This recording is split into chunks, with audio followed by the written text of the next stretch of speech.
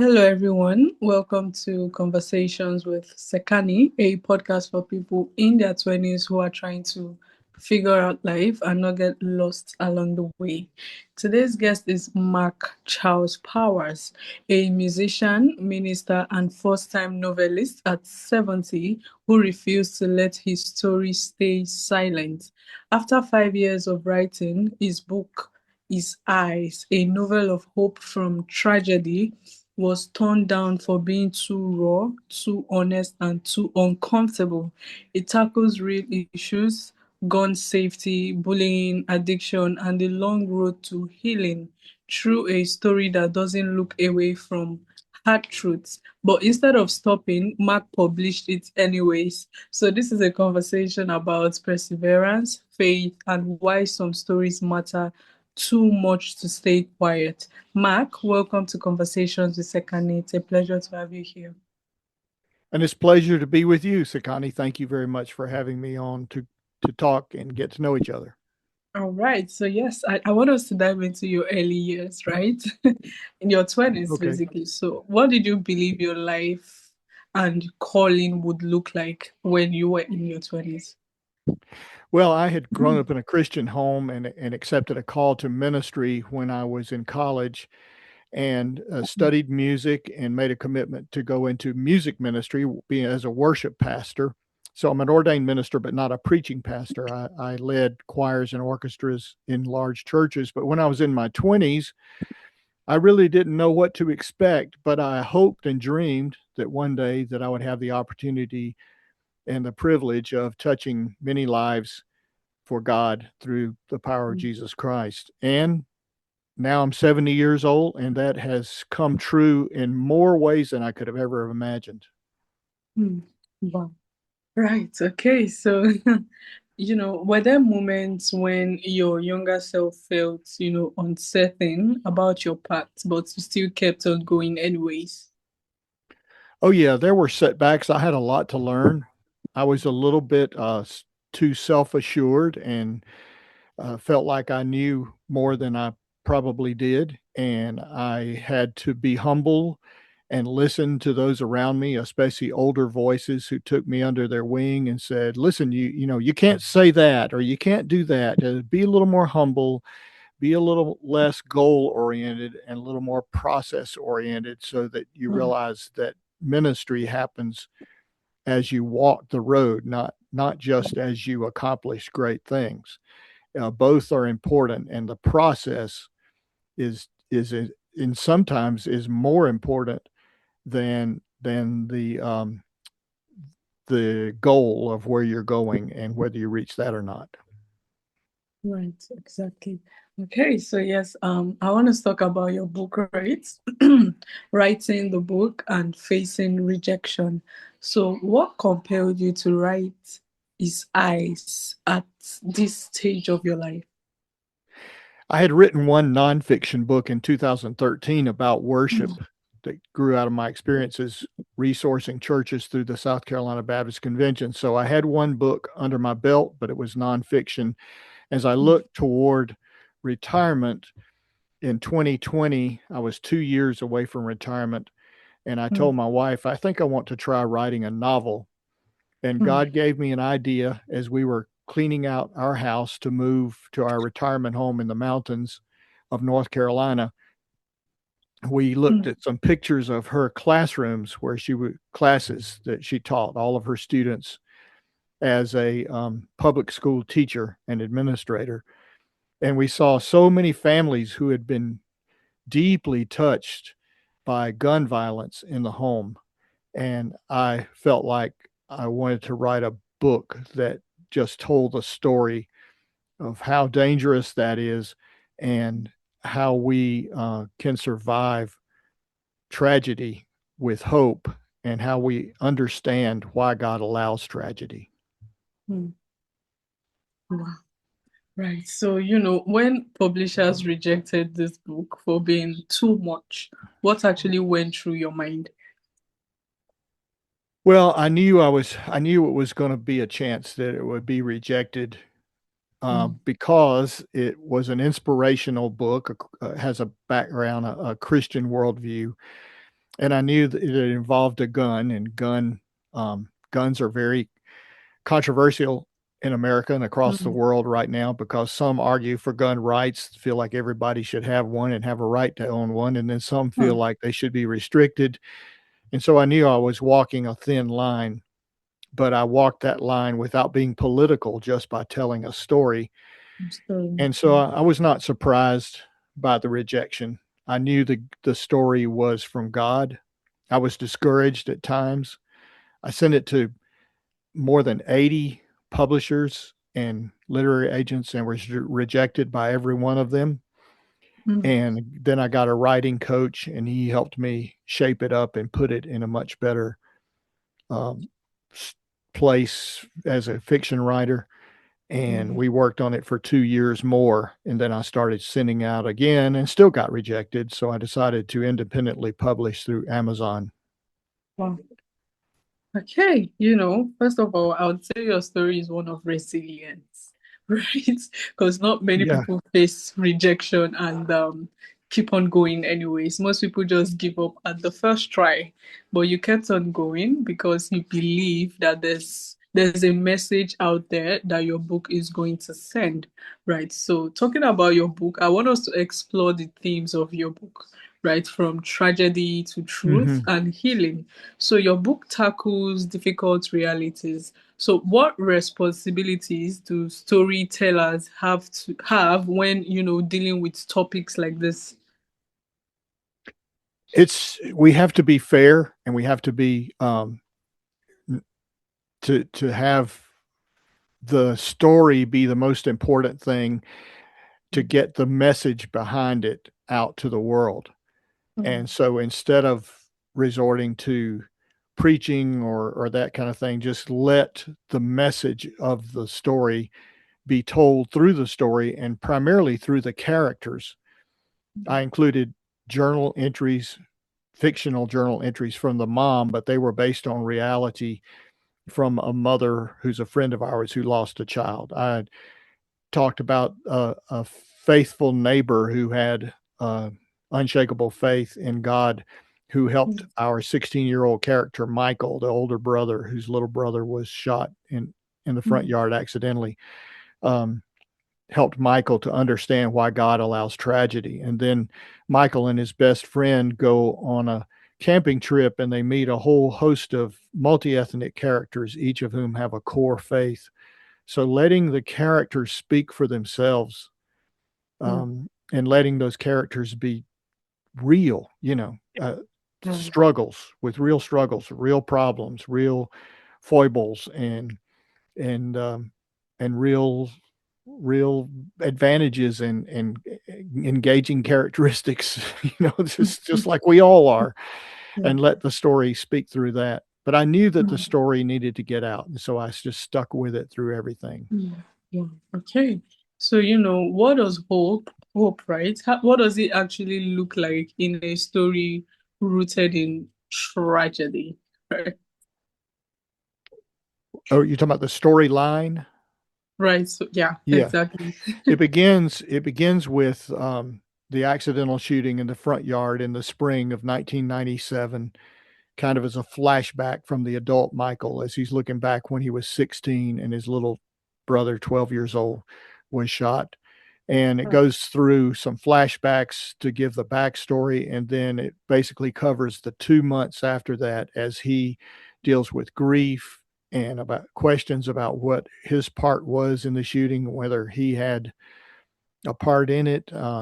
His mother goes into deeper into drug abuse from her anti-anxiety prescription drugs. The father, who is divorced from the mother, is trying to blame someone and is angry, and Michael is dealing with bullies at school who call him Michael Murderer. Mm, And it's just and is there's a detective who's reopened the case at his father's insistence. So there are multiple levels of stress, of tension, of grief, of questioning, of anger. But through it all, the next door neighbor, a senior adult, older man who has a faith, helps Michael see God's presence there. And then when they go on the camping trip for the last 2 days of the book, across the city and meet all these different characters. All of them have a way of speaking into hope as well. So it's a Mm. multi-layered story that's very intriguing and moves very fast. It's a pretty intense book, and it's gotten a lot of readers and a lot of great reviews. Right. Honestly, I must say it's really an intense book, right? But as Yes, intense as it is, I still think it's very relatable. Because all the stories you just said in your book, right? A lot of people are actually going through that, right? From, true. drug abuse, starting from anti-anxiety prescriptions to gun violence and many more. These are real life stories, actually. So I think it's actually a Yes. relatable book, right? I thank you for saying that. I agree, and that's what I wanted to do with the book. Exactly. Mm.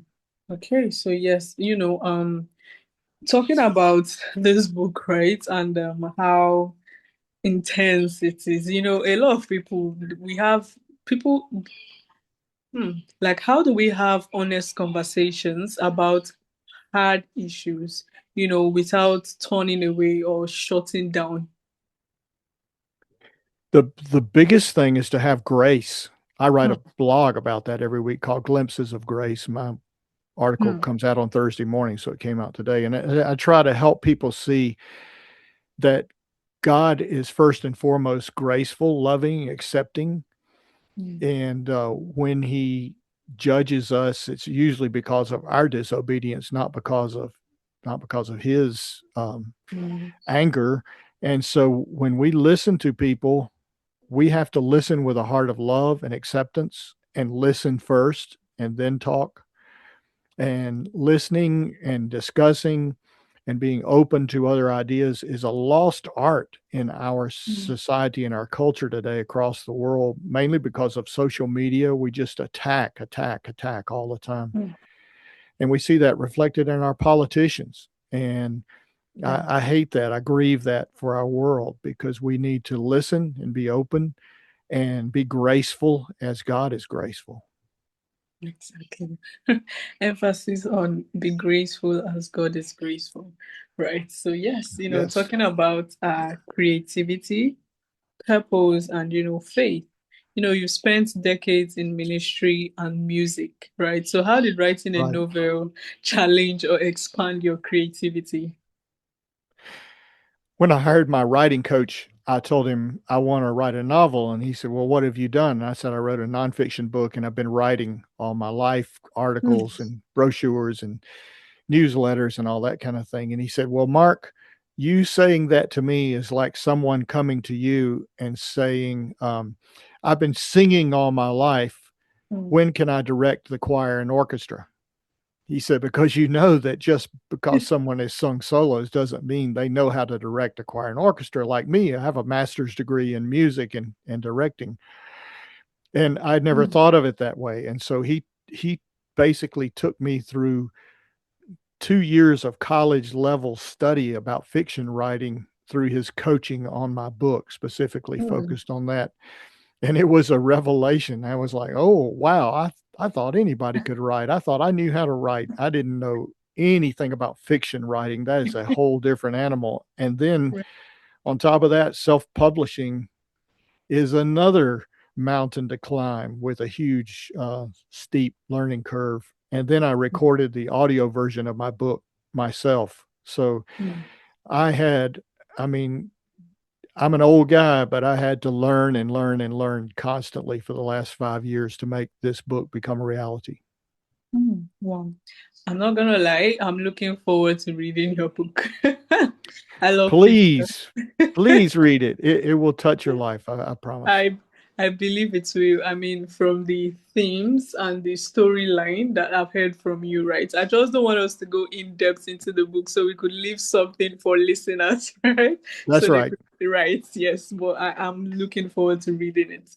And so, yes, talking about storytelling, right? What role does it actually play in shaping how people understand, truth and reality?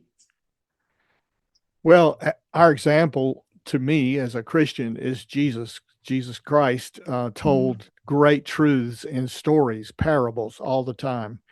mm, And the great storytellers who write great books, there's so many of them across history that mm, teach us deep, meaningful lessons through story. It's a powerful medium and it's a God-given medium that we have to mm. respect and accept lovingly from the creator himself. Wow. Okay. All right. So, do you think people, underestimate the power of creative work? Do you think people underestimate it to drive real change? I believe they do. I think we tend to think that the way to make real change is to be very confrontive Mm, and to get angry, and that usually just turns people off, turns them away, or digs mm, them deeper into their own opinions. And the real way to change lives is to be able to tell stories and to be able to use metaphors and use parables and use story and use music and art mm. to confront the things that will change people on a much deeper level than just an Mm. argument. Right. Okay. So yes, we've spoken about your book. I've asked quite a few questions, but I want to hear your perspective, right? So, after you published your book, I believe there are readers, people who have, read your book and they've given reviews. So, what has this reviews or what has this response from readers meant to you personally?